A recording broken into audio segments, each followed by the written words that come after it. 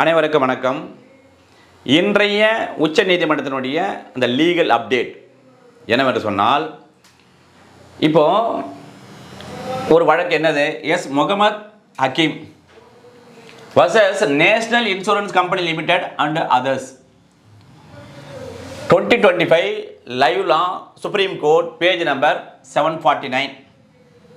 இந்த வழக்கில் தான் நீதியரசர்கள் யார் யார் விசாரித்து அதிரடியான தீர்ப்பை வழங்கியிருக்கிறார்கள். இந்த விபத்து காப்பீட்டு அந்த நிறுவனத்தின் மூலமாக வழங்கப்பட்ட நஷ்டீட்டுக்காக என்று சொன்னால், நீதியரசர்கள் சுதன்ஷோ தலியா, அரவிந்த் குமார் ஜஸ்டிஸ் அவர்கள் 2 பேர் தான் என்று இந்த தீர்ப்பு வழங்கப்பட்டது என்று சொன்னால் 30/7/2025 37/2025 நேற்று. ஓகேவா? முதல்ல நம்ம வழக்கம் போல் என்ன ஃபேக்ட், இது ட்ரையல் கோர்ட்டில் எம்சிஓபி கோர்ட் ஆஃப் செஷன் இருக்குல்ல, அங்கே வந்து ட்ரையல் நடக்குது, அங்கே அவார்ட் பாஸ் பண்ணுறாங்க. பிறகு அப்பீல் ஹைகோர்ட்டுக்கு வருது, பிறகு உச்ச நீதிமன்றத்தில் வந்து இந்த தீர்ப்பு வழங்கப்பட்டிருக்கிறது நேற்று. அப்படி என்றால் கடந்து வந்த பாதை என்ன, பிறகு முதல்ல இது ஃபேக்ட் ஆஃப் த கேஸ் என்ன அப்படின்னு முதல்ல பார்த்துருவோம் வழக்கம் போல். இப்போது இந்த கார் இது ஹைவேயில் ஸ்பீடாக போய்கிட்டே இருக்குது. ஹைவேல எப்பவுமே எதுக்கு, ஹைவேனா ஸ்பீடாக போகும். சரி, இந்த பைக்கு மோட்டார் இருசக்கர வாகனம் பின்னாலே போகுது, அதை ஓட்டுகின்றார் இவர் தான். பின்னாலே இந்த பேருந்து பஸ் பின்னால் வந்து கொடுக்குது. இந்த மாதிரி சீனரி அப்படியே. ஓகேவா? சரி, இவ்வாறு சென்று கொண்டிருக்கின்ற போது இவர் இந்த கார் ஓட்டுக்கொண்டு செல்கின்றவர் எந்த விதமான இண்டிகேட்டரும் போடல, எதையுமே சிக்னல் எதுவும் போடாமல் என்ன பண்ணுறாரு, சடனாக பிரேக் பிடிச்சி ஸ்டாப் பண்ணுறார். அப்போது இந்த பைக்கில் வர ஒரு பின்னால் வர என்ன பண்ணுறான், இவன் உடனே இடித்த உடனே அப்படியே தூக்கி வீசப்பட்டு அப்படி பக்கத்தில் விழுறான். விழுந்த உடனே இந்த கால் பாருங்கள், இந்த பஸ்ஸு வந்து பின்னாலே வருகிற பஸ்ஸும் கண்ட்ரோல் பண்ண முடியல, ஃபாஸ்ட்டு. இவன் கால் மீது ஏறி இந்த கால் துண்டாகி விடுகிறது. இதுதான் சினாரியா.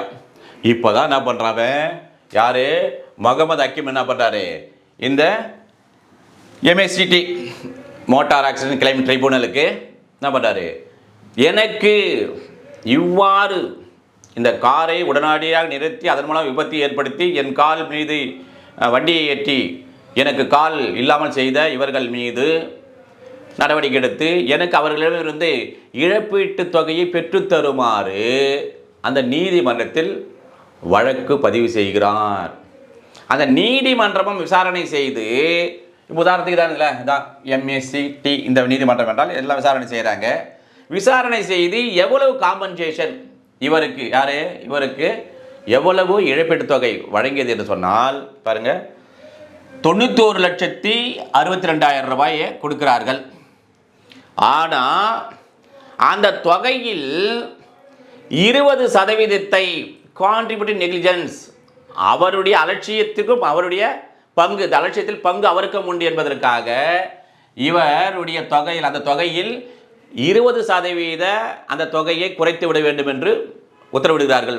ஏன் அவ்வாறு செய்கிறார் என்று சொன்னால், இவருக்கு இந்த மோட்டார் வாகனத்தை ஓட்டுவதற்கான அந்த உரிமம் இவரிடம் இல்லை. எனவே ஓட்டுநர் உரிமம் இல்லாமல் அஜாக்கிரதையாக வண்டி ஓட்டியதன் காரணமாக அந்த 20% அவருக்கு கான்ட்ரிபியூட்டிவ் நெக்லிஜென்ஸ், அஜாக்கிரதையுடைய பங்காக உத்தரவிட்டார்கள். சரி, உடனே என்ன பண்ணார் முகமது ஹக்கீம், உயர் நீதிமன்றத்தில் இந்த உத்தரவை எதிர்த்து என்ன பண்ணார், உயர் நீதிமன்றம் எதிர்த்து என்ன பண்ணார், மேல்முறையீடு செய்கிறார். சரி, உயர் நீதிமன்றமானது இந்த இழப்பீட்டு தொகையை முழுவதும் வழங்கியதா குறைத்ததா, என்ன ரேஷியோ என்று சொன்னால் என்ன பண்ண உயர் நீதிமன்றம், எந்த உயர் நீதிமன்றம், நம்முடைய மெட்ராஸ் ஹைகோர்ட் தான். டிராஸ்டிக்கலி என்ன பண்ணாங்க, எல்லாத்தையும் ஒரே அடியாக எவ்வளோ குறைச்சிட்டாங்கன்னா, டோட்டலாக 58,53,000 மட்டுமே அதை குறைத்து அவார்ட் பாஸ் பண்ணுறாங்க. யார் யாருக்கு என்ன ரேஷியோ போடுறாங்கன்னு சொன்னால், முதல்ல பார்த்தீங்கன்னா மாடிஃபை பண்ணுறாங்க எல்லாத்தையும். அதை மாடிஃபை பண்ணிவிட்டு கார் டிரைவர் வந்து 40% அதில் பங்கெடுத்து கொண்டு அது பணம் கட்ட வேண்டும். பஸ் டிரைவர் இருக்கார்ல, இந்த பஸ் டிரைவர் எவ்வளோ கட்டணும், அதில் 30% பணத்தை தன் பங்கீடாக அளித்தல் வேண்டும். அப்பலண்ட யாரு, இந்த டிரைவரு 30% என்று சொல்லி அவர்களுக்கு அந்த உத்தரவிட்டு அந்த ஹைகோர்ட்டு மாடிஃபை பண்ணுகிறது. இதை எதிர்த்து ஹக்கீம் என்ன பண்ணுறாரு, உச்ச நீதிமன்றம் வருகிறார். அப்படி உச்ச நீதிமன்றம் வருகின்ற போது உச்ச நீதிமன்றமானது என்ன தீர்ப்பு வழங்கியது என்று சொன்னால், எழுதி பாருங்க, இந்த லயபிலிட்டி யாருக்கு, இந்த கார் டிரைவர் இருக்கார்ல, இங்கே கார் டிரைவர் இருக்காருன்னு வச்சுக்கல, இவருடைய அந்த லயபிலிட்டியை, கடப்பாடை, அவர் செலுத்த வேண்டிய அந்த பங்கு, அவர் காம்பன்சேஷன் இழப்பீட்டு தொகையை என்ன பண்ணுறாங்க, என்ஹான்ஸ் பண்ணுறாங்க, அதிகரிக்கிறாங்க. லயபிலிட்டி எப்போ 40%லேருந்து 50% இந்த கார் டிரைவர் அந்த நஷ்டஈடு தொகை செலுத்த வேண்டும் என்று உச்சநீதிமன்றம் உத்தரவு பிறப்பிக்கிறார்கள்.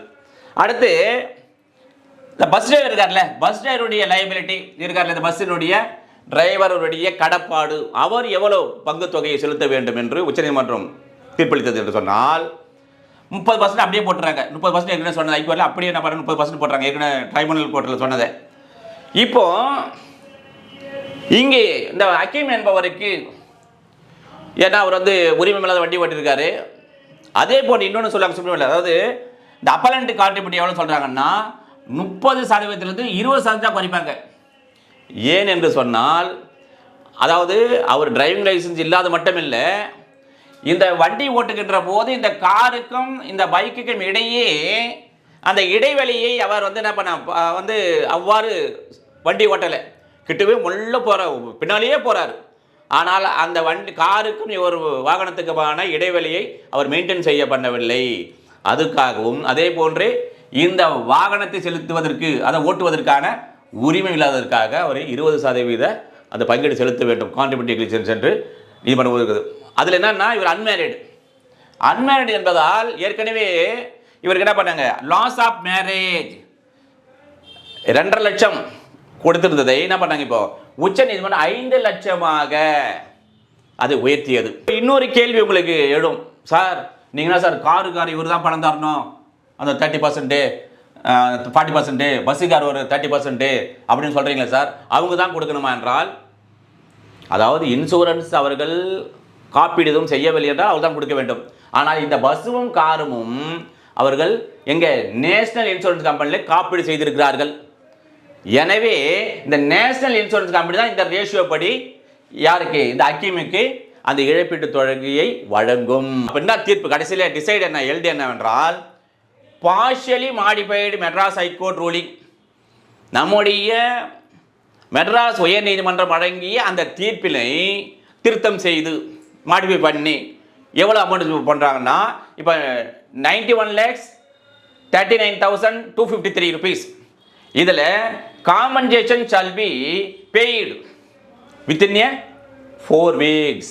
வித்தின் 4 weeks, 4 வாரங்களுக்குள் இந்த நஷ்டஈட்டு தொகையினை அவர்களுக்கு வழங்க வேண்டும் என்று உச்சநீதிமன்றமானது தீர்ப்பு வழங்கியது. இதுதான் இன்றைய லீகல் அப்டேட்.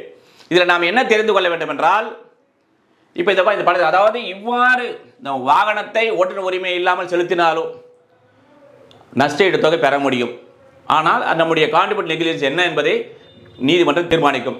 அதே போல் ஹைவேஸில் செல்கின்ற போது அது ஏதாவது இண்டிகேட் செய்ய வேண்டும், இல்லை என்றால் அவருக்கான நஷ்டஈடு தொகை செலுத்த வேண்டும்.